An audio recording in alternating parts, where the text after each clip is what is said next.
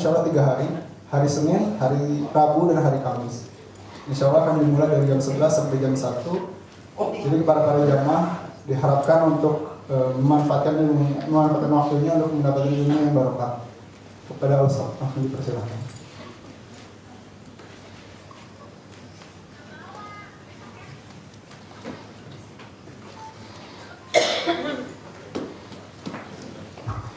Bismillah.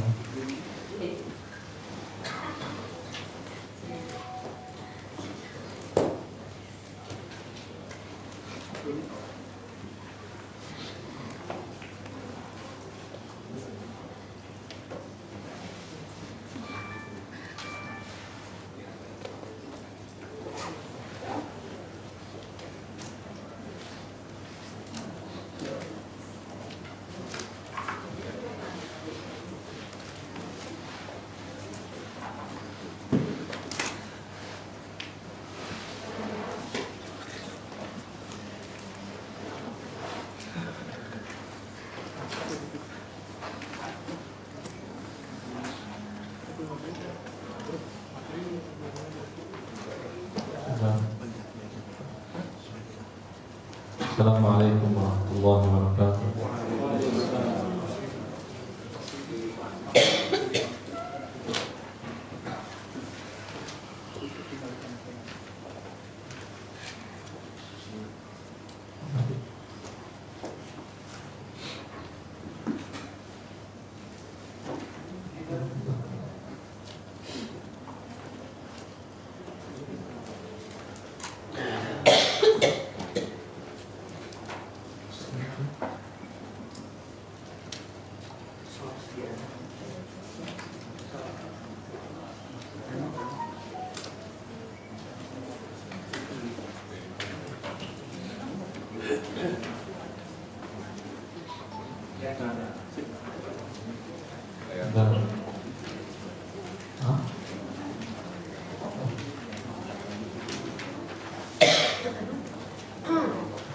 Alhamdulillah. Sebetulnya ada satu materi yang penting sebelum ini, yaitu tentang masalah rukun syarat dalam akad. Semoga apa kita mulai tentang itu dulu aja kali ya.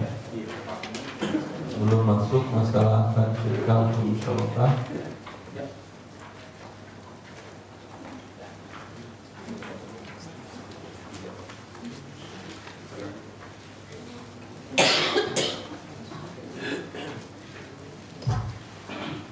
Kita mulai jadi.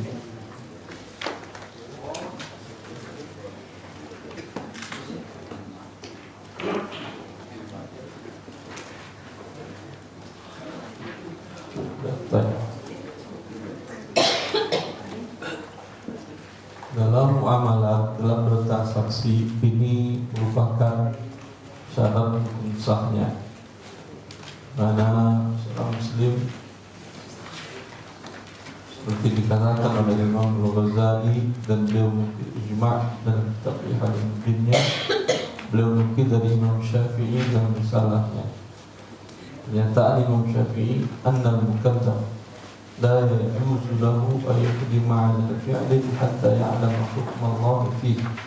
Faman ba'a wajaba 'alayhi an yata'allama ma 'ayyanahu Allah wa syara'ahu fil bay'. Wa man aja wajib 'alayhi an yata'allama ma syara'ahu Allah fi al-ijara. Wa man qarada wajib 'alayhi yata'allama hukm Allah ta'ala fil qirar. Faman ta'allama wa 'amila bi muqtada ma 'alim ata'a Allah ta'ala ta'atayn. Wa man lam ya'lam wa lam ya'mal faqad asallaha maksiyatayn. Wa man 'alim wa lam ya'mal bi muqtada ilmihi faqad ata'a Allah ta'ala ta'ah wa asahu ta'ah. Al-Qarafi berkata bahwa Al-Ghazali menukil ijma' dan juga Imam Syafi'i bahwa seorang mukallaf, kalau itu orang beriman yang sudah ada beban syariat Allah, berarti sudah balik dan berakal. Kata Imam Syafi'i, tidak boleh bahwa seorang mukallaf tidak boleh berkeinginan melakukan sesuatu sebelum ia mengetahui hukum Allah tentang hal tersebut. Merincikan dengan contoh. Orang yang hendak berjual beli, bisa jadi Anda sebagai penjual, bisa jadi Anda sebagai pembeli. Umumnya lebih sering jadi pembeli kan ya. Pun harus mengerti syariat Allah dalam berjual beli ini. Orang yang hendak berjual beli wajib mempelajari syariat Allah tentang jual beli yang akan dilakukannya. Orang yang melakukan transaksi ijarah itu sewa menyewa, baik sewa menyewa jasa kerjaan atau jasa tempat, jasa rumah, jasa kendaraan, ya. Kata para ulama kita, dia wajib mempelajari hukum Allah tentang sewa menyewa. Orang yang melakukan transaksi mudharabah, investasi, ya, menyerahkan dana kepada seseorang untuk dikelola dan dikembangkan dan hasilnya dibagi, ya, wajib mempelajari syariat Allah tentang mudharabah. Ya. Kemudian yang saya garis merahi bahasa Arabnya itu sudah saya terjemahkan di sini. Ada yang bisa menerjemahkan? Kalau ada sudah boleh pulang ya. Perlu belajar ya. Ada satu. Faman ta'allama wa 'amila bi muqtada ma 'alim. Siapa yang belajar lalu diamalkan. Tadi kan wajib mempelajari. Sekarang siapa yang belajar dan dia melakukan sesuai dengan apa ilmu yang dia pelajari. Kata Imam Syafi'i, orang ini telah taat kepada Allah 2 kali taat. Taat yang pertama dia belajar. Taat yang kedua mengamalkan sesuai dengan yang dia pelajari. Ya. Karena Allah memerintahkan fas'alu ahla dzikri in kuntum la ta'lamun. Bertanya kepada ahli zikir jika kalian tidak tahu. Jika tidak tahu, tidak belajar, tidak bertanya, dosa 1 kali. Makanya ini kehidupan seorang muslim sering lakukan angka transaksi, menjual beli, melakukan investasi tanpa tahu tentang kaidah syariat Allah dalam hal ini. Maka dapat dosa dia, walaupun ternyata benar, karena tidak dia pelajari syariat Allah. Maka dia dapat dosa 2 kali. Kalau dia belajar dan diamalkan dapat pahala 2 kali. Wa man lam ya'lam wa lam ya'mal bi muqtada ilmihi faqad asallaha ma'siyataini. Dan orang yang tidak belajar dan otomatis dia tidak akan mengamalkan sesuai dengan ilmu yang diperintahkan dalam syariat Allah, sungguh dia telah durhaka kepada Allah 2 kali. Jangan Anda pikir takut saya kajian syar'i. Kalau saya tahu pusing hidup saya jadi. Harus resign lah, harus beginilah, harus begitulah. Ya. Dia pikir dengan begitu dia selamat. Tidak, dosanya 2 kali. Banyak teman-teman seperti itu. Tapi alhamdulillah kemudian dimudahkan dari Allah. Kemarin dan teman-teman memiliki usaha besar dalam perniagaan. Kata dia, dahulu saya paling takut dengan ceramah Mas Erwandi, tapi Allah mengasih hidayah, apa boleh buat. Suatu ketika saya mendengar ceramah beliau dan masuk hidayah ke hati saya belajar. Sekarang semua karyawan saya, semua kepala cabang saya wajibkan ikut pelatihan Mas Erwandi. Alhamdulillah, Allah memberikan hidayah. Apakah kemudian dengan demikian jadi susah hidup Anda? Tidak. Anda ketika taat kepada Allah, tidak mungkin Allah akan memisahkan kita. Sesungguhnya kebahagiaan dan rahasia ketenangan hidup dan kebahagiaan hidup ada dalam taat kepada Allah, bukan dengan menentang dan menentang syariat Allah. Mungkin Anda lihat capek dia, lelah dia, karena harus menyelesaikan utang ribanya, karena harus resign. Kemarin ada salah satu sudah senior dia di salah satu kementerian yang bermasalah kerjaannya, golongan tertinggi di apa namanya, eselon, sudah eselon 2 apa 3 ya. Dia bilang, Ustaz, saya udah nggak tahu, saya mau resign. Memang begitu yang dosa. Dosa tidak akan menyebabkan Allah ciptakan dalam jiwa kita kalbu. Kalbu inilah yang membantu kita untuk taat kepada Allah. Dia terus berhubungan dengan Allah. Ketika kita melakukan sesuatu yang tidak sesuai dengan syariat Allah, dia tidak akan pernah tenang dan nyaman, terus bermasalah ya. Ketika sesuai dengan syariat Allah, walaupun badannya lelah, capek, tapi sininya tenang, indah kehidupan. Ada salah seorang sebelumnya kawan kita dari bergaji lebih 25 juta per bulan, tapi tempatnya adalah yang Arab. Setelah dia tahu, belajar dengan saya, dia resign. Ketika saya tanyakan, afwan akhir, saya kira hidup antum lebih susah dari dulu. Memang dari sisi rupiah lebih susah, Ustaz. Tapi di sini, walaupun sekarang saya kerja menjual makanan ringan, tapi ini nggak bisa dibeli dengan gaji yang dulu. Nah, dan Ustaz tidak perlu merasa salah telah menasihati saya. Saya senang dan bahagia bisa Ustaz nasihati dan bisa saya selamat dari kegundahan hidup di dunia sebelum di akhirat. Nah, ini adalah keuntungan. Ya. Dan sebaliknya kata Imam Syafi'i, siapa yang tidak mempelajarinya dan otomatis tidak mengamalkannya sesuai dengan syariat Allah, sungguh dia telah durhaka kepada Allah 2 kali durhaka.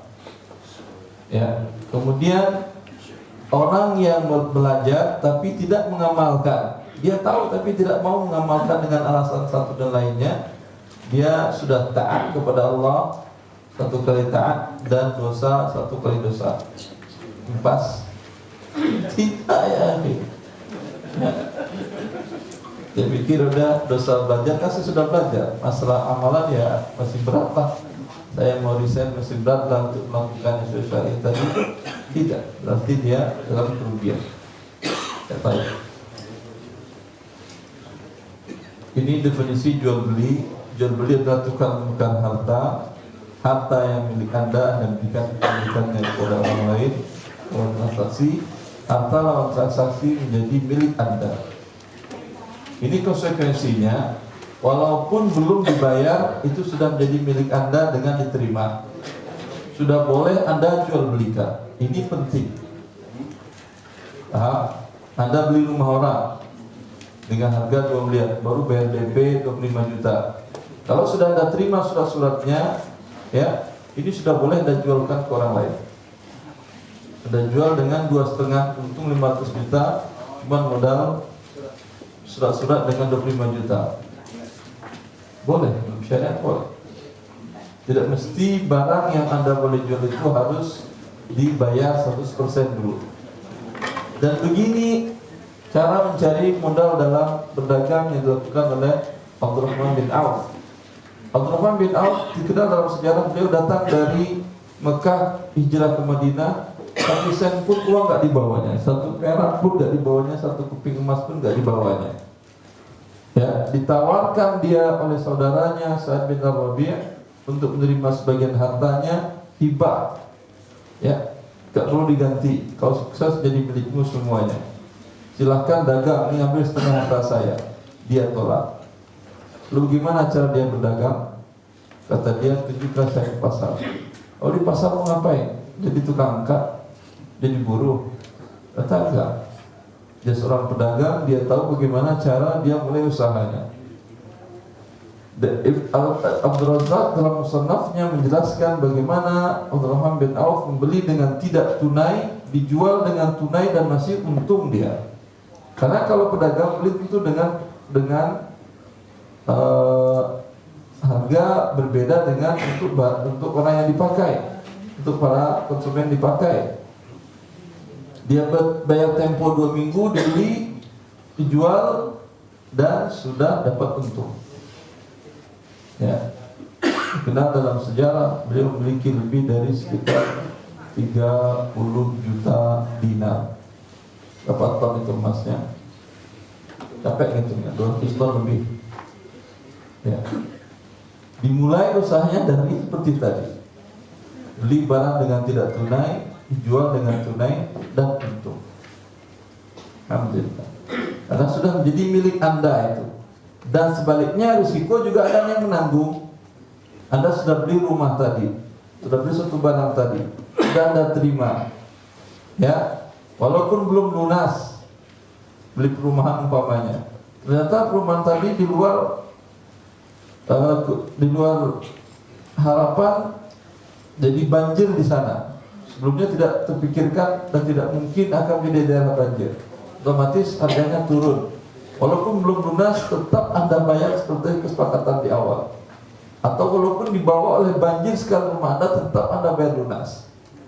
Karena keuntungannya milik Anda, kerugiannya juga Anda yang menanggung. Al-kharaj bid-dhaman. Adil agama Allah SWT. Kan enaknya saja untuk buat Anda rugi. Anda katakan milik orang, barangnya tidak. Ini dia definisi jual beli atau konsekuensinya. Rukun dan syaratnya, rukunnya ada 3. Orang yang berakad, akad transaksi sendiri, kemudian objek transaksi. Orangnya, kalau syarat sah salat apa syarat orangnya? Muslim, balik, berakal, begitu kan? Kalau untuk jual beli tidak ada persyaratan muslim. Boleh Anda membeli, boleh menjual kepada non muslim. Jelas? Kalau Anda merasa nggak enak, masa orang muslim saya perkaya, boleh, nggak ada masalah.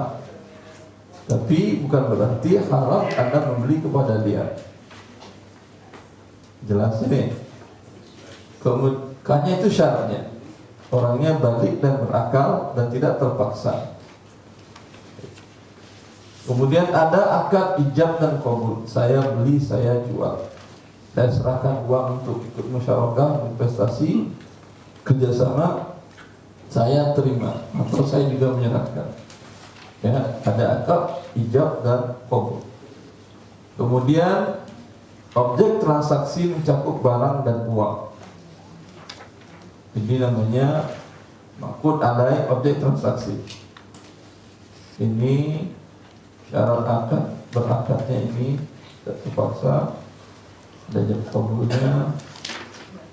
Syarat maqud alaihnya atau barangnya adalah barang yang dijualkan bukan barang yang najis, barang yang halal. Innallaha harrama bai'al khamri wal maitati wal khinziri wal asnam. Sesungguhnya Allah telah mengharamkan menjual arak, khamar, bangkai, babi dan berhala. Berhala seluruh barang kesyirikan haram diperjualbelikan. Ya. Kemudian barang yang dijual memiliki manfaat yang dibenarkan syariat. Kalau manfaatnya haram, jual jasa yang haram tidak boleh diperjualbelikan. Seluruh jasa yang diharamkan oleh Allah tidak boleh diperjualbelikan. Jasa menjadi transaksi dalam akad riba, menjadi saksi dalam transaksi riba. Penulis riba, pemberi makan riba dan memberi makan riba, mereka semuanya dilaknat oleh Allah. Maka jasa ini jasa yang haram. Tidak halal mendapatkan upah dari jasa ini. Untuk pekerjaan yang wajib, kalau wajibnya fardhu ain pun tidak boleh mendapatkan imbalan. Apa yang fardhu ain contohnya? Salat 5 waktu fardhu ain atau tidak? Fardhu ain itu wajib bagi setiap individu. Itu artinya. Kalau fardhu kifayah tidak wajib bagi setiap individu. Ada saja sebagian dari kaum muslimin melakukannya, gugur kewajiban dari yang lain. Kalau fardhu kifayah, fardhu ain setiap individu wajib melakukannya. Nah, jasa yang wajib ain ini sepakat para ulama tidak boleh mendapat upah sewa menyewa, nggak boleh akad sewa menyewa. Nah, tolong serat atas nama saya selama seminggu ini uang 70.000. Nah, saya nggak perlu serat lagi, enggak, batal. Ya, begitu juga segala sesuatu yang fardhu ain. Sesuatu yang tidak fardu ain, fardu kifayah, boleh mendapat upah dalam hal ini. Ya. Ini berbeda kasus per kasus. Ketika orang banyak mengetahui masalah tersebut, fardu kifayah bagi ustaz untuk mengajarkan kaum muslimin dalam hal itu. Umpamanya dalam masalah akidah, kan banyak ustaz yang mengerti akidah. Ya, kalau mereka mengambil upah atau fee dari akad mengajarkan tersebut, boleh. Tapi kalau fardu ain, gak ada orang mengerti masalah kesyirikan tadi, ya, ini yang dikatakan oleh para nabi, la as'alukum alaihi ajra in ajriya illa ala rabbil alamin. Para nabi mendakwahkan kepada umatnya selalu mengatakan, ikutlah kalian, saya ajak kalian, saya gak perlu ingin upah dari kalian. Atas ajakan saya kepada kalian untuk berbuat baik seperti ini, saya gak inginkan upah dari kalian. Upah saya Allah yang bayar. Itu kata para nabi. Karena bagi para nabi fardu ain, mereka melakukan demikian. Kemudian juga kalau para nabi minta bayaran, sini kalian saya ajarin sholat, bayar. Hah? Ada yang mau bayar? Sholat aja mereka nggak mau, apalagi mau bayar untuk belajar sholat. Ya, berbeda kasusnya kemudian sekarang. Tidak bisa dikatakan, jangan katakan para ustaz tersebut dapat ambil fee, dia nggak halal dia. Beda antara akad sewa menyewa dengan Anda berikan umpamanya amplop pada ustaz. Itu akadnya bukan sewa menyewa. Terkadang Anda berikan besar, terkadang Anda berikan kecil, terkadang tidak Anda berikan. Itu nama akadnya adalah akad hibah, bukan akad sewa menyewa. Kalau akad sewa menyewa dari awal start, tolong isi kajian sekian menit, sekian jam, fee sekian. Kata ustaz, saya nggak setuju, tolong naikkan fee. Ini baru akadnya sewa menyewa. Ya, itu baru akadnya sewa menyewa yang tidak boleh. Tapi sekedar untuk start ini ganti transport, ini ganti ini, ganti ini, ganti lokasi, ya, ini bukan sewa menyewa namanya. Kadang ada, terkadang tidak. Ini boleh, bukan sewa menyewa. Kalau sewa menyewa, start ngajar di sekolah kami setiap minggu, setiap hari atau sekian jam dengan sekian fee-nya. Ini akad ijarah, sewa menyewa. Ya, terus. Barang yang dijual memiliki manfaat yang dibenarkan syariat. Sesuatu yang tidak dibenarkan dalam syariat, maka tidak boleh diperjualbelikan.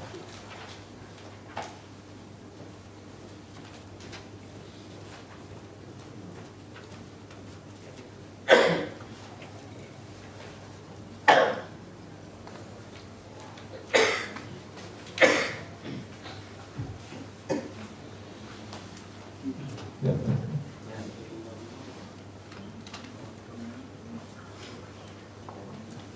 Pindah sendiri kenapa gitu?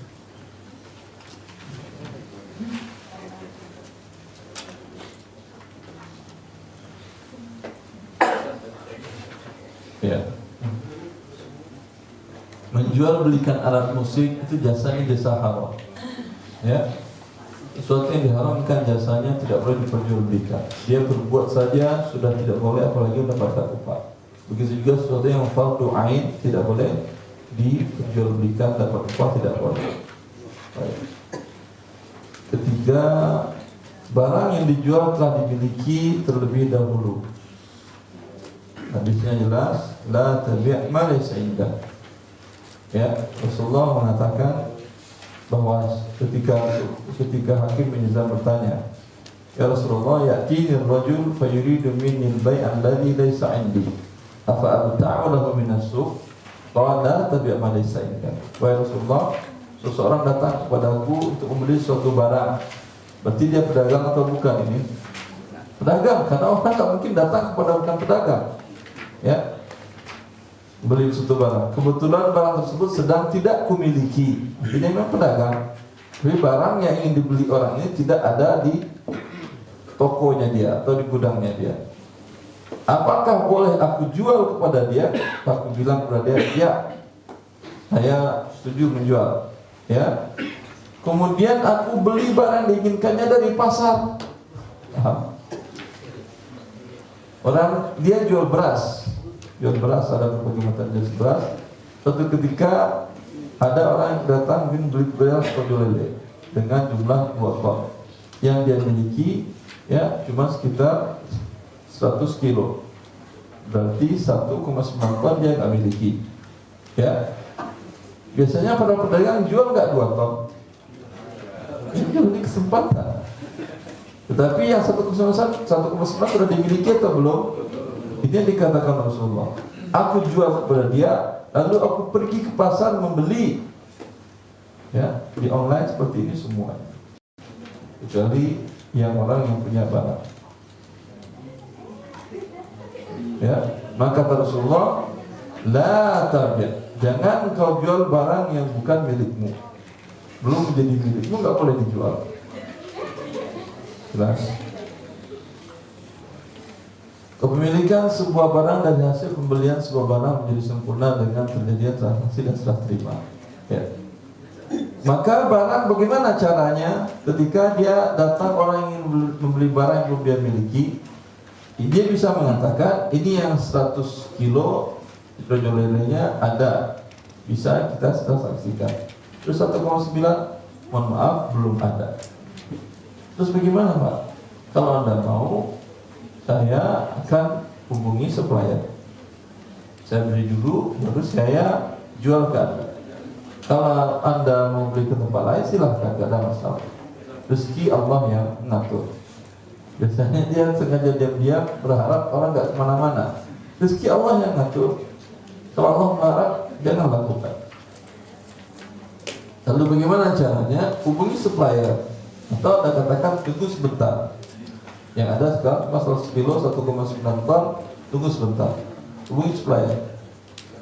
Tanya ke supplier, sudah ada Pak? Beras rojolane di Anda? Ada. Berapa? Ada 10 ton. Saya beli 1,9 ya. Kata supplier, baik. Saya transfer sekarang uangnya ya. Berapa harganya? Sekian. Transfer uang. Tapi barang masih di supplier. Ini masih belum boleh dia jual ke orang yang sedang di depannya ini. Belum boleh menjual barang yang belum diserah terimakan. Maka apa selanjutnya saya lakukan? Saya minta kurir saya pergi ke supplier sana. Ya, saya lagi ada tamu. Pergi ke supplier, terima, saya sudah bayar. Ya, ketika nanti barang sudah naik ke truk kita, ya, telepon saya. Ya, dia naikin, pergi, dia bawa truk ke sana, naik atau truk baik truk supplier sendiri naik barang 1,9 ton. Ketika naik di teleponnya saya, Ustaz, saya sudah naikin barang. Sekarang baru saya boleh jual ke dia. Pak, sekarang sudah ada 2 ton. Mau transaksi 2 ton boleh.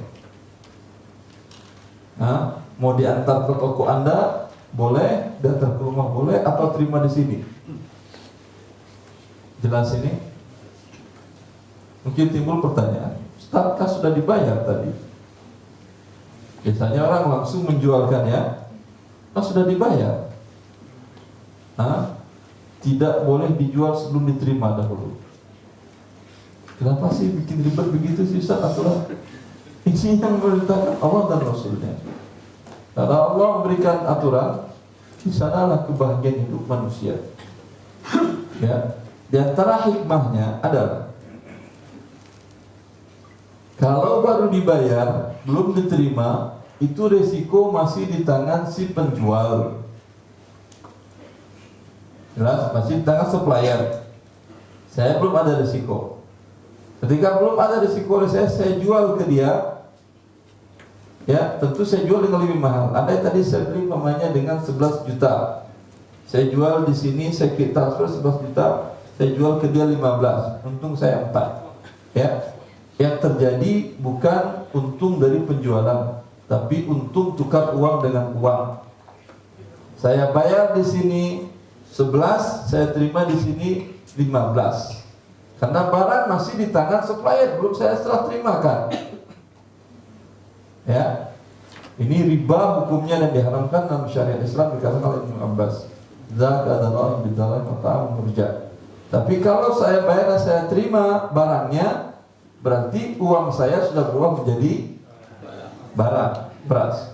Saya sekarang sudah boleh menukar beras dengan uang dengan harga yang berlebih. Jelas? Konsekuensi lebih berat dari ini. Ada kasus saya ditanyakan oleh seorang ibu, Ustaz, saya punya toko material, ibu saya yang punya diwariskan ke saya. Ibu saya sudah meninggal, Ustaz. Cuma pertanyaan saya, apakah saya harus bayarkan utang ibu atau tidak? Bagaimana kasusnya?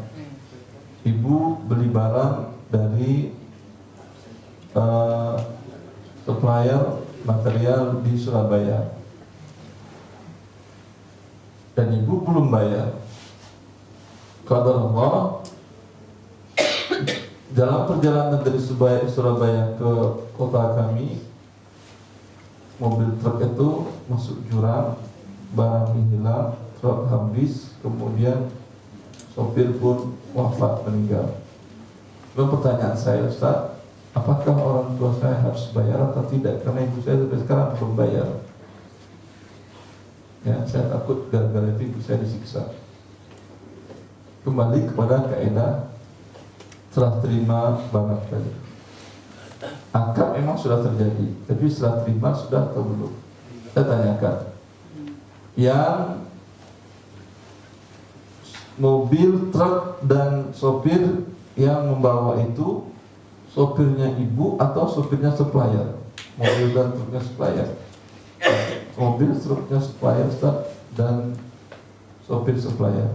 Berarti belum serah terima, ya atau tidak? Belum serah terima, tidak ada tanggung jawab Anda. Karena itu dalam syariat, karena Anda tidak ada tanggung jawab, tidak boleh Anda jualkan. Enak aja tanggung jawab, tidak ada uang dapat gede, sudah. Jelas? Tapi kalau itu adalah truk Anda atau orang Anda, maka para ibu Anda wajib membayar walaupun terjadi seperti itu. Ini konsekuensinya dalam syariat agama Allah. Adil, sangat adil sekali.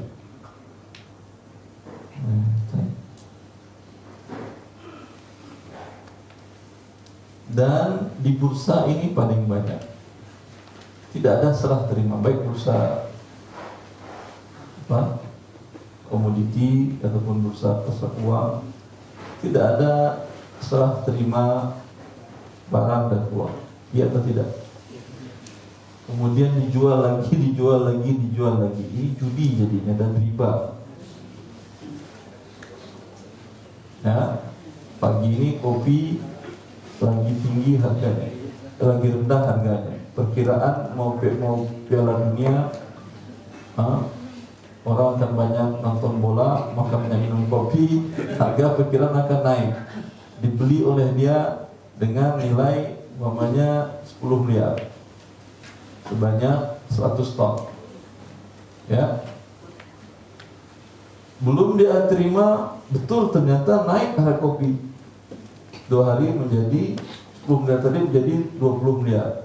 Langsung dijual atau nunggu kopi datang dulu? Kopinya nggak bakal datang. Walaupun di situ ada kopi Brazil, jelas speknya. Ya, naik langsung dia jual. Dapat dia uang 20 miliar, untung 10 miliar. Untung dari apa ini? Itu dari riba, dari judi dan riba. Ya, yang dikirim langsung pada dia uang 10 miliar sudah. Ya, itu hikmahnya Allah mengharamkan. Saya baca literatur tulisan dari Profesor Taufik Yunus Al-Misri. Beliau berkisah tentang ketika terjadi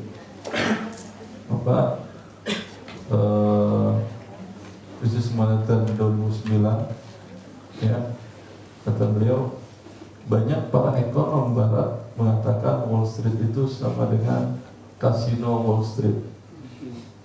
Artinya tempat judi itu, bukan pasar modal, bukan pasar uang, bukan pasar komoditi, pasar judi. Ya, karena nggak pernah ada serah terima barang dan uangnya. Nggak beli uang, beli barang, nggak pernah serah terima. Yang terjadi adalah perjudian. Islam 14 tahun yang lalu sudah menjelaskan itu. Haram hukumnya seperti itu. Berapa menit lagi sholat? Yang lanjut. Saya kira cukup ini untuk rukun syarat. Nanti pada sholat kita jelaskan tentang musyawarah untuk rumah. Kalau ada pertanyaan seputar ini silahkan.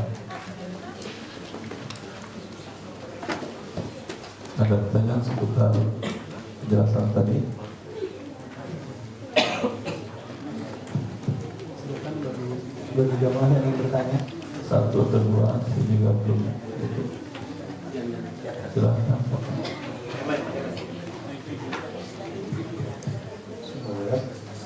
Tadi di awal Pak Ustaz bilang transaksi yang sudah dibayar DP-nya itu sudah jadi hak milik. Sudah dibayar DP dan serah terima. Dua. Kan tadi saya katakan sini surat-suratnya. Ini DP, surat-suratnya sini. Nah, kalau kan dia si penjual masih aman karena nama dia. Tapi surat-suratnya sini berarti kan sudah serah terima. Dan tolong kosongkan tanah dan rumah itu dari barang kepemilikan dia. Walaupun rumahnya belum diserah terima, baru suratnya saya sudah boleh. Serah terima itu ada dua, bisa serah terima barang, bisa serah terima surat-surat. Serah terima motor, sering kan orang 10 jual beli, namanya masih satu nama pertama. Sudah ganti pemilik 10 orang, tapi pemiliknya masih nama pertama. Berarti bisa dua, bisa langsung diterima motornya, bisa motornya belum diterima tapi namanya sudah nama dia. Kalau bisa dua-duanya ya bagus. Salah satu saja sudah cukup untuk bisa dijual kembali. Maka kalau Anda umpamanya ada teman-teman yang membuat usaha jual beli tidak tunai untuk kendaraan, mereka sering konsul ke saya, gimana saat serah terimanya, kan belum boleh dijual kalau belum serah terima. Ya, kalau pakai balik nama ke kita dulu, ke lembaga keuangan dulu, umpamanya BMT, nanti pasti double tag, kasihan yang pembelinya jadi mahal. Ya, saya bilang bisa Anda serah terima fisiknya, minta ke dealer. Mungkin dealer mau, mungkin tidak, tapi nego lah. Karena kalau Anda sebagai belanja satu motor, mungkin dia nggak mau, tapi Anda bilang, Pak, ini satu, hari ini besok 200. Ya, saya bawa motor dulu kosong, saya bawa keluar, saya serah terima dengan nasabah saya, nanti nasabah saya yang mengurus surat-surat atas nama dia. Ya, dengan demikian menjadi halal dan sah jual belinya. Allah, saya kira cukup satu dulu aja. Kita siap-siap sholat. Assalamualaikum warahmatullahi wabarakatuh.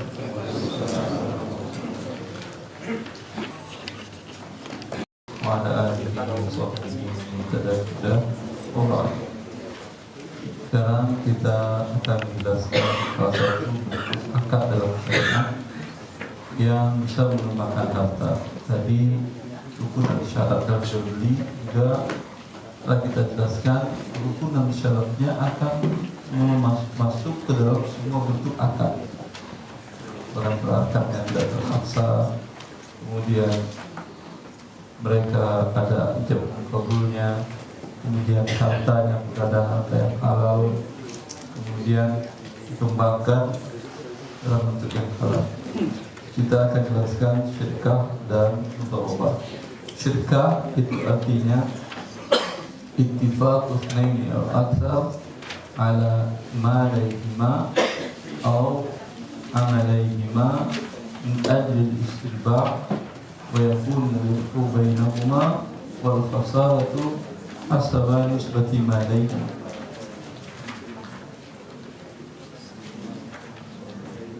Syirkah atau kerjasama ya adalah menggabungkan dua harta atau lebih, dua orang atau lebih, mereka menggabungkan hartanya dan kemudian juga kerjanya dan kemudian tanggung jawabnya juga mereka gabungkan bersama. Ya, ini menjadi berkah. Salah satu syarat mendapatkan keberkahan dalam rezeki adalah dengan bekerja sama atau syirkah. Dalam sebuah hadis Rasulullah mengatakan bahwa Allah berfirman, "Ana thalithu syarikaini ma lam yakun ahaduhuma sahibahu, fa in khanahu kharajtu min bainihima." Allah yang ketiga dari dua orang yang bekerja sama dalam mengelola usaha. Bila Allah yang menjadi ketiga, pasti usaha tadi diberkahi. Biasanya Allah menjelaskan dalam Al-Quran, Allah bersama orang-orang yang bertakwa, Allah bersama orang yang berbuat baik, dan seterusnya Allah bersama orang yang sabar. Dalam hadis ini dijelaskan oleh Nabi, dua orang yang bekerja sama, maka Allah yang ketiganya, dengan syarat selagi salah satunya tidak berkhianat kepada yang lain. Bila salah satu berkhianat, maka Allah keluar dari kerjasama tadi, dari dua orang tadi. Agar kerjasama tadi tetap mendatangkan kebaikan bagi mereka di dunia dan di akhirat, maka ada aturan-aturan syariat Islam dijelaskan oleh Rasulullah SAW, kemudian dijelaskan oleh para ulama. Untuk aturan tadi menjaga agar salah satunya tidak berkhianat, tidak merusak kerjasama di antara mereka, mendapatkan keuntungan. Yang mereka gabungkan adalah modal. Nanti akan ada persyaratan modal apa saja. Kemudian kerja. Mereka sama-sama store modal, sama-sama mengelola, beli barang, jual barang, sama-sama ikut mengelola. Ya, ini namanya syirkah. Kalau mudharabah, yang digabungkan dari salah satu pihak adalah uang, pihak yang lain adalah kerja saja. Kalau tadi mereka enggak, ini syirkah. Kalau syirkah, sama-sama store uang, store modal, sama-sama kemudian ikut mengelola. Keuntungan dibagi berdasarkan porsi modal, boleh, atau berdasarkan kesepakatan juga boleh. Sama-sama store modal 1 miliar, ada 3 orang. Tapi yang satu dalam usaha ini dia profesional, lama dia sudah menggelutinya, maka dia minta bagi hasilnya, buat dia 60%, buat teman berdua ini 20. Boleh, ya, boleh seperti itu. Tetapi yang tidak boleh, kalau kemudian temannya yang berdua tadi, mereka modalnya kan sama, 1 miliar. Teman yang berdua yang dapat keuntungan 20% mengatakan kepada yang 60, kami rela dan beto, kami 20, kamu 60, walaupun modal kita sama-sama 33%. Baik, kami beto, tidak ada masalah. Tapi kerugian juga seperti itu. Kalau kerugian berdasarkan kesepakatan terjadi riba dan haram hukumnya. Dari mana ribanya?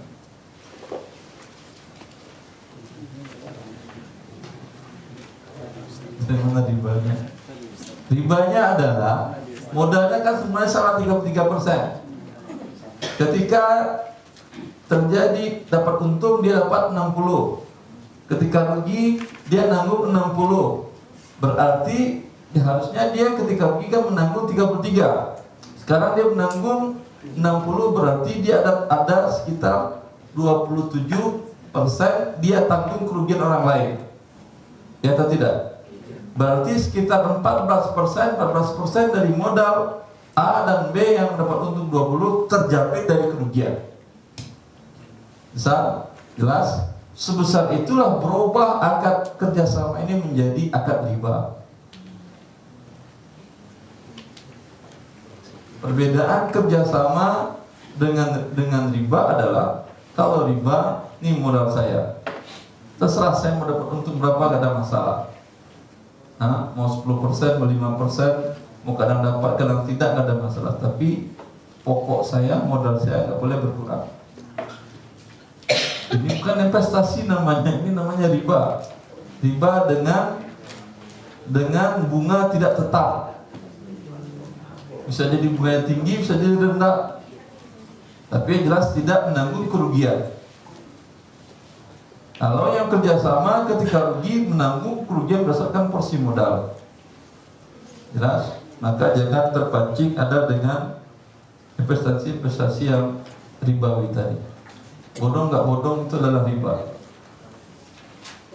Tadi pagi saya dapat SMS, ya, dalam 7 hari investasi Anda, modal Anda bertambah 7% sampai 30%. Ada yang dapat saya yang sama? Ada dapat SMS yang sama? Kenapa saya dituju?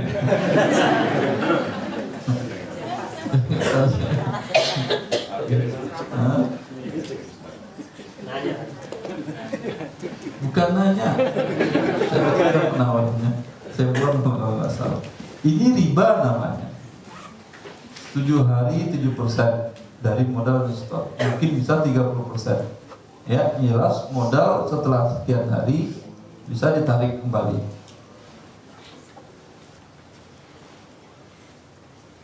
Karena kalau penawarannya adalah penawaran kerjasama bagi hasil, yang ditawarkannya bukan keuntungan, tapi dari awal disampaikannya kerugian kita bagi berdasarkan porsi modal.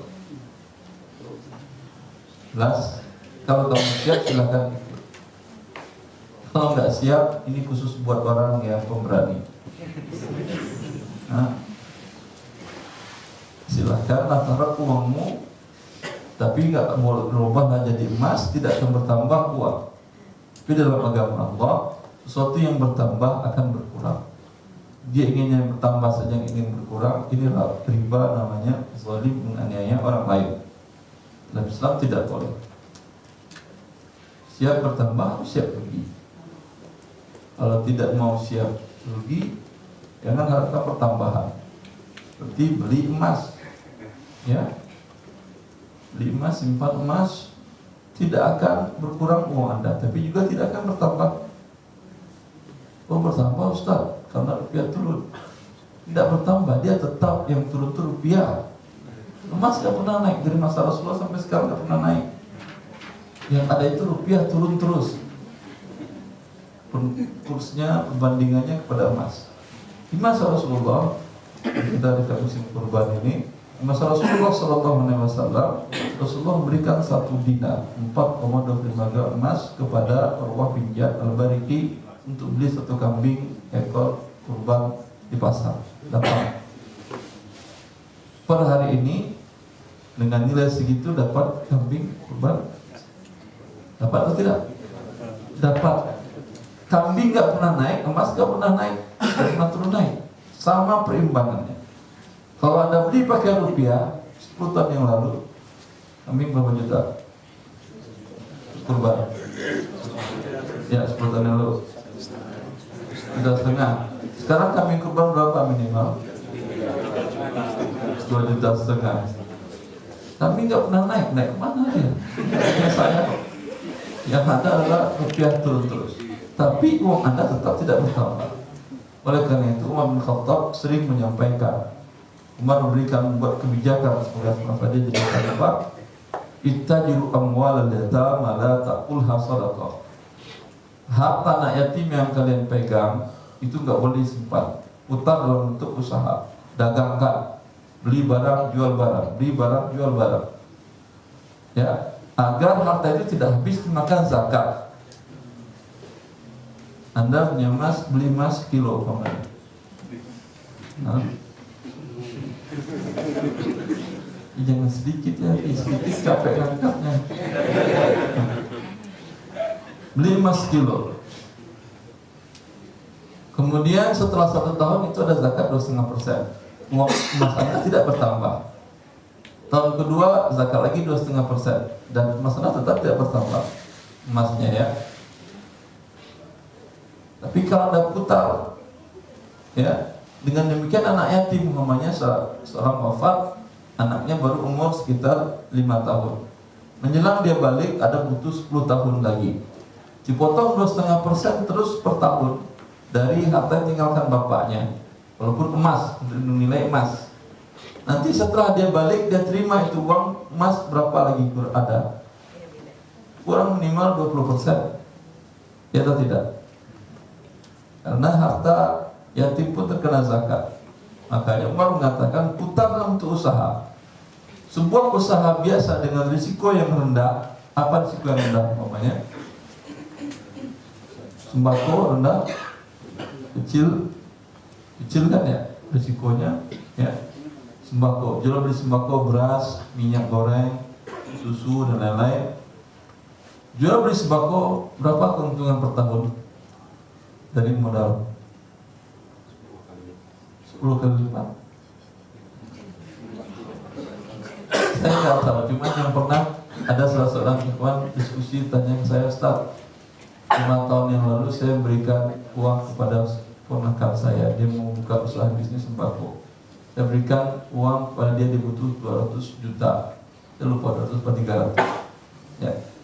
Setelah 5 tahun, alhamdulillah sekarang aset semuanya nilainya 5M. Dia sekarang mau ngasih ke saya, nih modal kamu yang itu 300 juta. Halal gitu Ustaz? Halal, tapi Anda bersedekah sekitar 2 miliar. Ya halal, karena sekarang modal dia kembali, sisa itu keuntungan yang dibagi. Paham? Enak aja ketika untung dikembalikan modal 200 juta. Nah, walhasil yang saya maksud dari 300 juta sampai 5M 5 tahun, berapa persen pertambahannya? Lebih dari 1% per tahun kan ya? Ya. Anggap kita katakan 100% per tahun insya Allah. 100% per tahun, keluarkan zakat 2,5%. Tergerus nggak modal yang 1 kilo tadi? Nah, tergerus atau tidak? Tentu tidak. Ya. Dan selain manfaat keuntungan bagi pribadi Anda, kalau uang diputar akan hidup roda ekonomi kaum muslimin. Saya kalau nggak salah pernah mendengar pihak Ulumuddin, uang dibuat manusia mudah agar dia berputar bergelinding. Dia bagaikan raja. Kalau raja ditahan rusak negara. Maka uang jangan pernah disimpan, putarkan. Sehingga orang mendapatkan manfaat dari uang tersebut. Kita akan belajar musyarakah ini.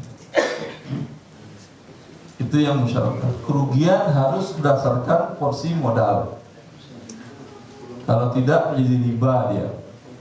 Maka kaum muslimin yang mengerti bahwa investasi yang menawarkan kepada Anda angka sekian dan tidak menjelaskan kepada Anda masalah kerugian, tanya ke dia, kalau rugi bagaimana? Kalau rugi saya menanggung. Ya udah, tutup buku. Jadi namanya riba. Dan karena riba secara adil ini kan nggak mungkin. Apa yang terjadi biasanya? Setelah dia dapat mangsa sekian orang, dia sudah untung, tutup lagi dia menghilang dia. Ya atau tidak? Itu umumnya investasi bodong. Maka orang muslim yang mengerti syariat Allah akan selamat dia dari penipuan investasi seperti ini. Karena dia tidak terlayu dengan angka yang riba tadi. Ya. Boleh melibatkan non-muslim atau bank konvensional dalam proses tidak bertentangan dengan syariat, kecuali jika terbukti harta yang diberikan uang atau barang berasal dari harta haram, dan hendaknya meminta jaminan sebagai pengikat agar non-muslim tunduk dengan hukum dan dasar-dasar syariat Islam dalam praktek lapangan, dan dengan syarat yang mengendalikan syirkah harus dari pihak muslim. Artinya boleh bersyirikat, ada anggota non-muslim boleh, ada pihak lain yang umpamanya hartanya ada syubhat boleh, dengan Anda syaratkan yang di store modal ini bukan yang haram. Umpamanya dia tobat dari bekerja lembaga riba di bank, lalu dia ingin ikut dalam usaha Anda, saya mau store modal lah, ya agar saya dapat keberkahan. Anda katakan boleh, tapi jangan yang dari pesangon dan yang gaji, yang lain. Ya dari mana lagi? Kalau itu nggak ada, ya udah, jangan ikut. Kalau kamu mau, kau ikut mengelola saja modal, jangan ikut store. Kalau mengelola bisa jadi dua bentuk akad, bisa jadi bentuk akad gajian karyawan atau dengan mudharabah. Dengan konsekuensi kalau gajian, untung rugi usaha gajinya tetap. Kalau mudharabah, kalau usaha rugi dia nggak dapat hasil sama sekali. Ya. Tapi ketika untung dapat besar, maka Islam adil. Untuk pemberani mungkin jadi kaya. Karena kalau gajian nggak mungkin dapat keuntungan bisa miliaran per bulan. Tapi kalau dia sebagai pengelola mudharib mungkin dapat untung miliaran per bulan. Kemudian persyaratan dalam modal syirkah, modal kerjasama. Modal adalah aset dalam bentuk uang sehingga dengan modal dapat menentukan hasil nisbah keuntungan atau kerugian syirkah. Modal dalam kerjasama harus berbentuk rupiah.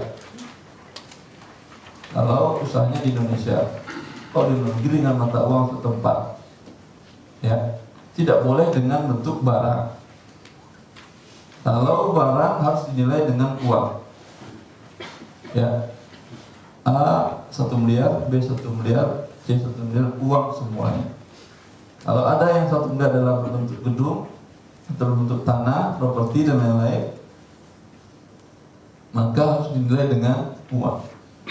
Ya, umpamanya sekarang lagi ada teman yang menawarkan, kata dia, saya punya tanah luas 1 hektar, ada rumput di sana cukup, dan saya buatin kandang, ada kandang. Kamu silakan beli kambing, kita gemukkan sekarang. Sekarang Zulhijjah ya, udah bisa gemukin ya. Mundur lagi kita sampai Syawal dia tawarkan ke Anda. Nah kita gemukkan selama 2 bulan, nanti kita jual di awal Zulhijjah. Maka modalnya ini adalah kambing 100 ekor, modal yang satu adalah tanah, rumput dan kandang. Ya, ini tidak boleh, karena dampaknya akan terjadi kezaliman kepada salah satu pihak. Terjadi penyakit mati kambing semuanya. Maka yang punya tanah akan ngomong innalillahi wa inna ilaihi raji'un. Bersabar ya, dia kambingmu habis ya, semoga diganti oleh Allah dengan jadi sapi ya suatu saat, tapi saya sekarang akan ambil kambing orang lain lagi. Enggak boleh. Modalnya kambing, yang satu adalah modalnya tanah, tempat, kandang dan rumput, dinilai semua disatukan. Kambingnya mati tapi dia miliki dengan nilai, umpamanya nilai kambingnya adalah sekitar umpamanya 500 juta. Ya, belum mahal ya. 200 juta umpamanya. Atau 150 juta nilai kambingnya. Nilai tanah, kemudian kandang dan rumput sekitar umpamanya 150 ya. 50 450. Enggak 450 juta. Ya, maka 1:3. Ya. Maka sekarang dia berhak 1/3 dari tanah dan rumput dan kandang tadi. Kalau disewakan ke orang lain, dapat sewanya, dia berhak 1/3 juga. Ini yang kerjasama. Jelas? Karena itu sendiri dengan uang. Kalau enggak, dia akan mengatakan seperti tadi. Atau dia serahkan umpamanya, ini tanah saya 10 hektar. Dulu diserahkannya di tahun 41 sebelum Indonesia merdeka. Dia punya tanah 10 hektar di depan Istana Merdeka sekarang. Ya, tahun 41 kan mau merdeka, Istana Merdeka namanya. Maka kata dia, ini 10 hektar silakan kau buat usaha jual beli properti. Ya. Sekarang dia serahkan uang. Alhamdulillah kata temannya ini, kita dapat untung dari tanah 10 hektar tadi, ya. Sekarang sudah menjadi uangnya 10 triliun. Alhamdulillah berkembang usaha kita 10 triliun. Kata temannya, coba saya hitung dulu. Sekarang tanah saya kan 10 hektar di Istana Merdeka. Sekarang berapa harganya? Ternyata harganya 20 triliun. Ya kan? Sini uang semuanya belum kembali modal ini. Padahal dia sudah capek mengelola selama 50 tahun, berapa tahun? 70 tahun dia mengelola uang, ya, tidak dapat apa-apa. Ya. Maka ini nggak boleh dalam syariat, dinilai dengan uang. Kalau dia setor barang, dinilai dengan uang, disepakati, sehingga jelas menentukan rugi untungnya. Ya.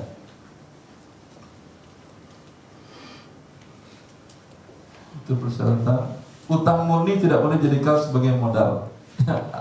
A, B, C, yang A, B setor 1 miliar, yang C saya utang dulu ya, ntar terima 5 September saya setor dah.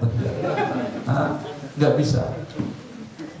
Bila ada untung selama sampai tanggal 5 tadi, yang C gak dapat apa-apa. Kalau dikasih oleh mereka berdua, hadiah namanya, hibah namanya.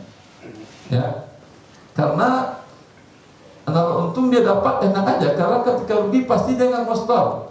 Nah, rugi sekali, ngapain saya store sekarang, kata dia. Ya atau tidak? Ya, maka utang ini tidak boleh. Kecuali Anda katakan kepada dia, satu, kamu kan hutang. Ini kami pinjamkan uang, saya pinjamkan umpamanya 2 bagi 3 jadi 700, saya 3,5, simpulan 3,5. Kau bayarlah ke dia nanti 350, ke saya 350. Sekarang sampai kita 700. Itu boleh. Yang konsekuensi ada untung rugi dalam uang tadi. Tapi kalau utang saya tidak boleh.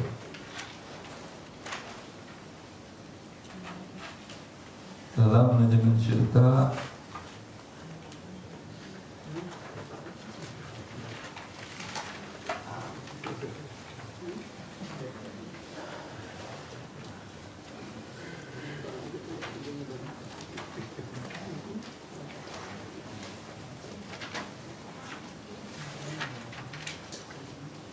penentuan laba dan rugi dalam syirka ini penting karena tujuannya adalah bukan kerugian. Tapi kerugian harus siap ditanggung. Kerugian ditanggung oleh si pengelola pada satu kondisi saja, ketika dia lalai, ya, atau dia melampaui batas, melanggar aturan yang ditetapkan. Namanya ditetapkan nggak boleh usaha kita ini jual beli yang dengan tidak tunai, nggak boleh ngutang, harus cash and carry, walaupun untung dikit nggak ada masalah. Nggak boleh ngutang. Ternyata salah seorang teman dia jual ke saudaranya dengan cara ngutang. Utangnya macet, ini wajib dia tanggung kerugian karena dia melanggar persyaratan. Kalau tidak ada kesepakatan boleh ngutang dengan syarat A, B, C, D aturannya. Dia sudah menjalankan. Ternyata tetap terjadi kerugian, dia tidak benar. Baik.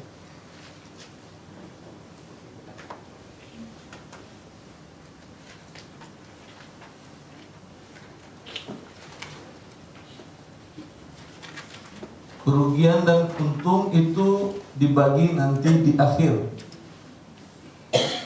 Tidak setiap bulan bagi untung. Bulan pertama mungkin belum ada untung, bulan kedua belum ada untung, bulan ketiga belum ada untung, ada sudah ambil. Itu bukan untung namanya, ngambil modal. Ya, walaupun sudah bagi untung namanya setiap bulan tadi. Bulan pertama modal 3 miliar, tadi untung menjadi 4 miliar, untung 1 miliar. Sudah dibagi-bagi. Bulan kedua untung 2 miliar, dibagi-bagi lagi. Bulan ketiga untung lagi 3 miliar, dibagi-bagi lagi. Bulan keempat rugi 10 miliar. Itu untung dan modal tadi setorkan lagi semuanya. Karena yang terjadi sekarang adalah kerugian. Ya, kecuali setelah di akhir tahun Anda katakan kita setiap di akhir tahun, setiap Ramadan kita likuidasi, baik hukmi ataupun hakiki. Mungkin dijual barang-barangnya atau dinilai saja, kemudian langsung dibagi. Itu sudah boleh. Tapi kalau setiap bulan ngambil, utang boleh. Tapi ya bagi hasil adanya setelah tutup buku.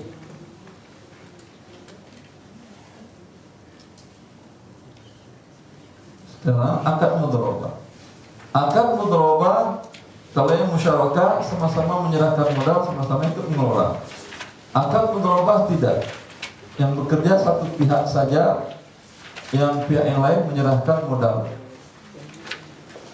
Ya, hanya itu perbedaannya dengan syirkah, secara umumnya yang lain hampir sama. Ya, berarti dalam hal ini modal dari yang punya uang apa modalnya? Uang. Pengelola apa modalnya? Kerja, jasanya dia. Ya. Ketika kalau ada kerugian, kalau tadi dalam porsi modal uang dan kerja, kerugian ditanggung berdasarkan porsi modal. Sekarang modalnya masing-masing berbeda. Satu modal uang, yang satu modal jasa. Kalau terjadi kerugian, ditanggung masing-masing. Kerugian uangnya berkurang, maka yang punya modal uang menjadi kurang. Yang mengelola apa kerugiannya? Dia nggak dapat gaji. Kan tadi dapatnya bagi hasilnya itu ada setelah tutup buku, setelah ada untung. Ketika rugi dia pun nggak dapat gaji. Papanya, Anda serahkan kepada teman, ada 3 orang serahkan, nih kamu yang ngelola, ya. Tapi nggak boleh ngambil gaji dari sini. Uang 3 miliar. Maaf, uang umpamanya 4 miliar. Dia nggak store modal, ya. Yang 2 store modal, dia ngelola sendirian. Kalau dia makan gaji, ya, sebulan mungkin dapat gajinya 20. Setahun berarti 240 juta. Ya. Sekarang selama 1 tahun mengelola tadi, dia nggak dapat 1 sen pun, kecuali biaya operasional. Operasional itu namanya mobil, kendaraan, ya, dan lain-lain biaya operasional. Gaji nggak boleh diambil, karena modalnya dia adalah kerja. Jelas ini? Maka tidak boleh kalau ketika rugi dia harus bayar juga. Dari modal 2M, 4M terjadi kerugian menjadi 3M. Kalau nanggunglah sebenarnya 300 juta atau seberapa aja lah, nggak boleh, karena modalnya bukan uang, modalnya adalah kerja. Andai tadi dia bekerja di tempat perusahaan orang lain sebagai karyawan, tidak menanggung untung rugi dia, ya, tetap gaji 250 juta walaupun perusahaannya rugi, ya atau tidak? Sekarang dia nggak dapat gaji 250 juta, harus nanggung lagi 30 juta. Berapa kali ruginya? Banyak kali ruginya, ya. Jelas? Islam adil. Yang si pengelola tadi juga terus terang, kalau Anda takut dengan sistem mudharabah, minta gaji saja. Saya nggak berani begitu, saya nggak berani. Nggak dapat setahun nggak dapat gaji, saya nggak berani. Bagi hasil belakang nggak berani saya. Biarlah Anda katakan besar ya akhi, ini kemungkinan dari 3 miliar bisa menjadi, kalau untuk 100% 6 miliar. Kau dapat 1 miliar kau. Ya, kalau kerja kan yang dapat 110 juta, seperempatnya. Saya bilang seperempat, tapi yakin dan bisa anak saya hidup. Daripada 1 miliar saya nggak bisa hidup anak saya, ya udah jadi karyawan. Karyawan digaji dari pengelolaan, ya.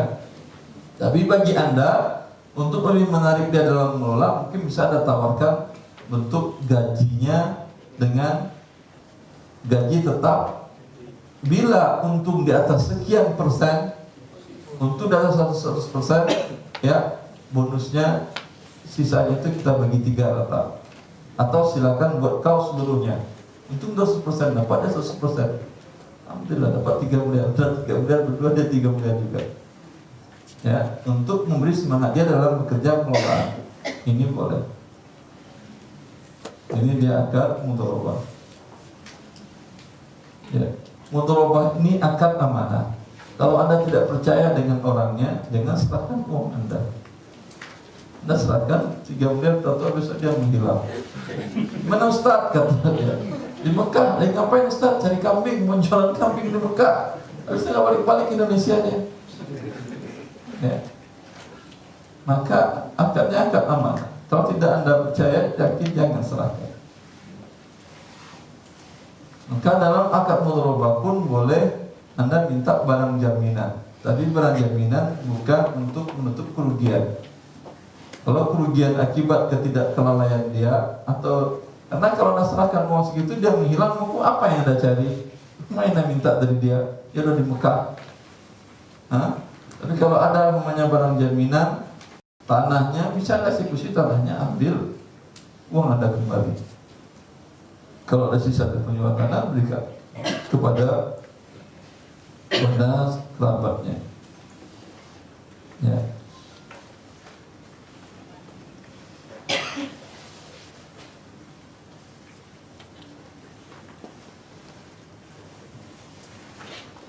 Baik, ada pertanyaan? Tinggal berapa menit? Silahkan.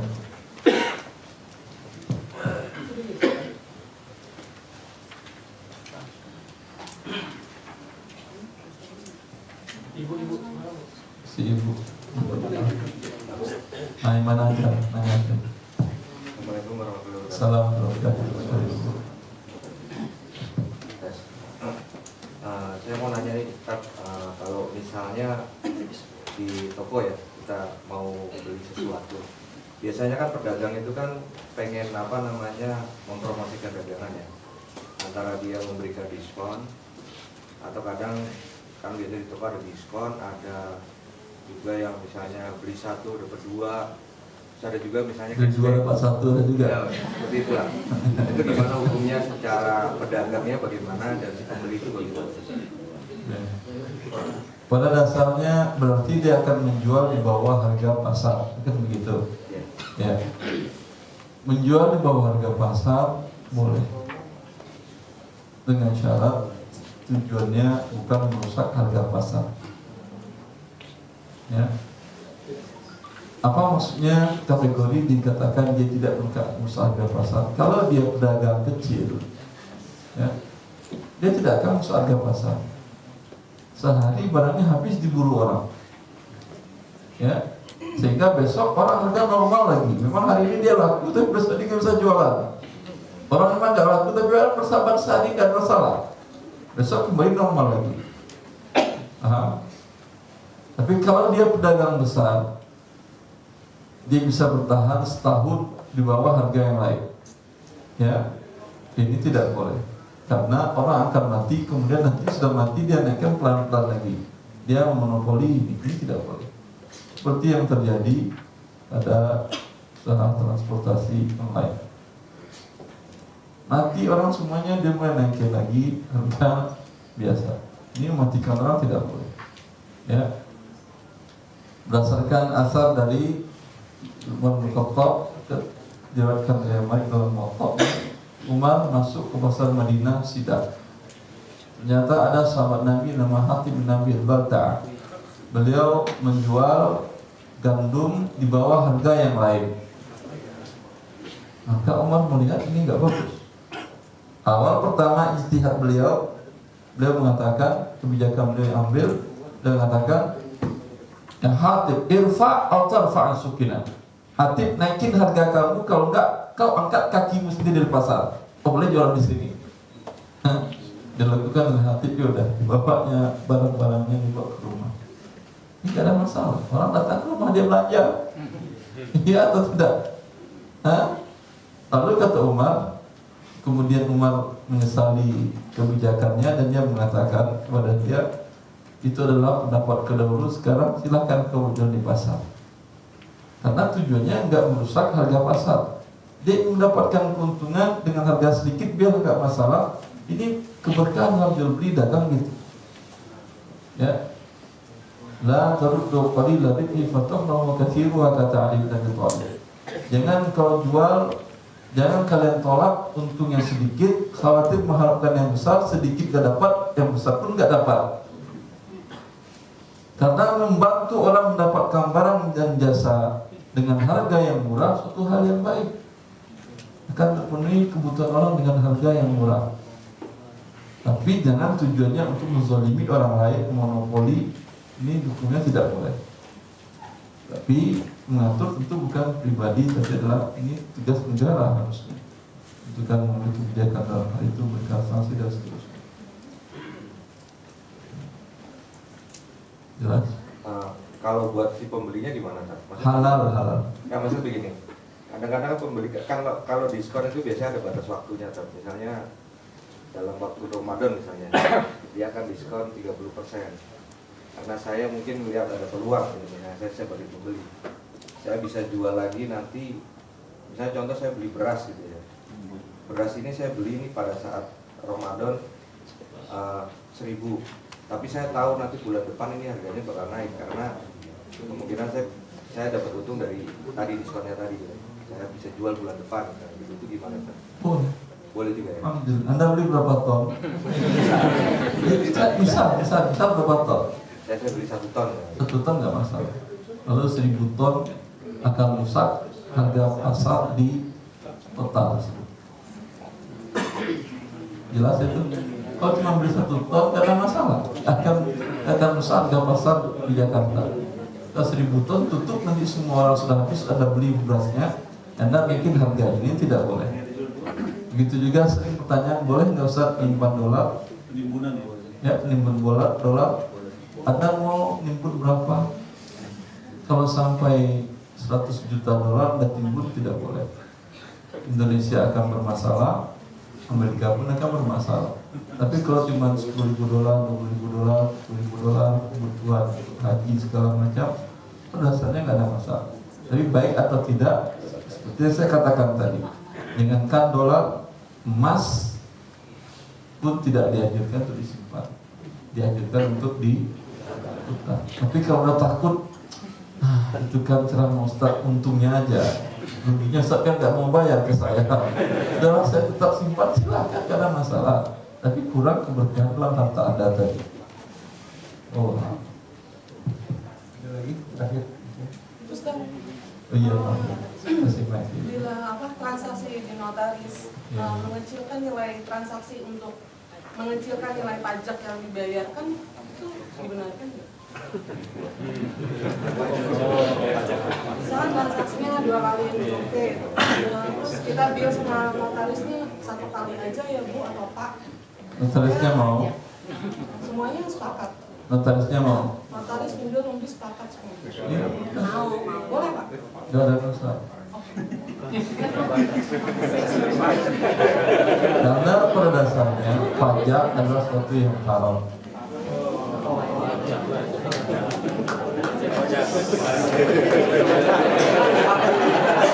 Kalau usaha Anda bisa jalan tanpa bayar pajak, silakan. Jadi kalau ditutupnya Anda dipindahkan tinggal di Bui, apa boleh buat? Lebih baik Anda pajak dan bayar tidak.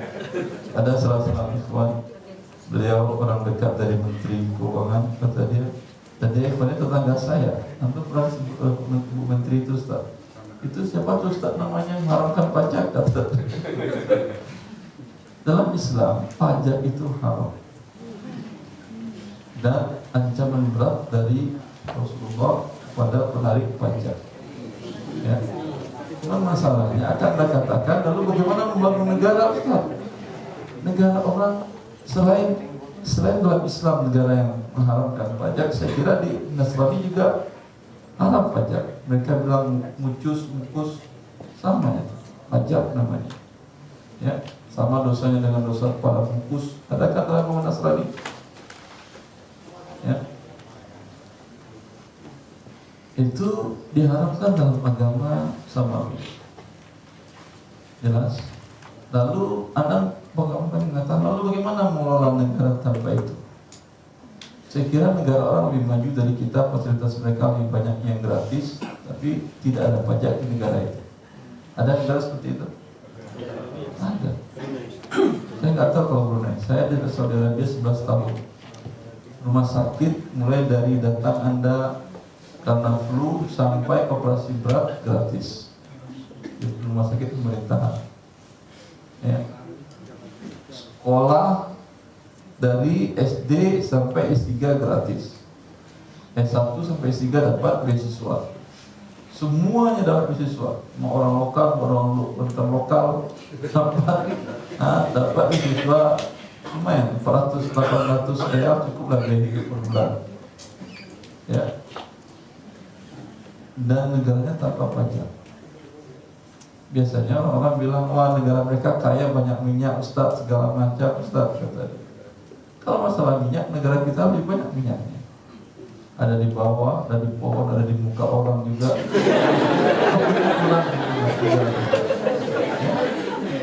Masalahnya kan masalah itu masalah tidak ada keinginan untuk seperti yang tadi saya katakan.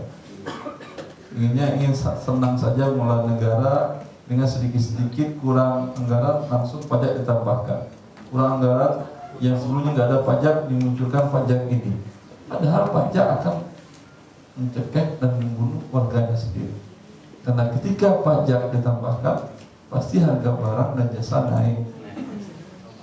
Ketika itu uang terjadi inflasi. Ya.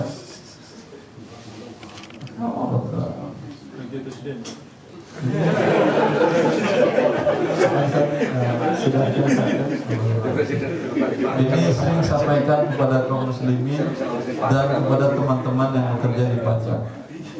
Pernah saya mereka di suatu kota, seluruh kepala pajak pertama Jabodetabek, Ustaz ceramahi mereka Ustaz.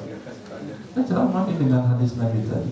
Lalu kita bilang, kita gimana Ustaz? Kita gimana Ustaz? Itu urusan Anda dengan Allah. Urusan saya sudah selesai. Semoga bermanfaat. Assalamualaikum warahmatullahi wabarakatuh.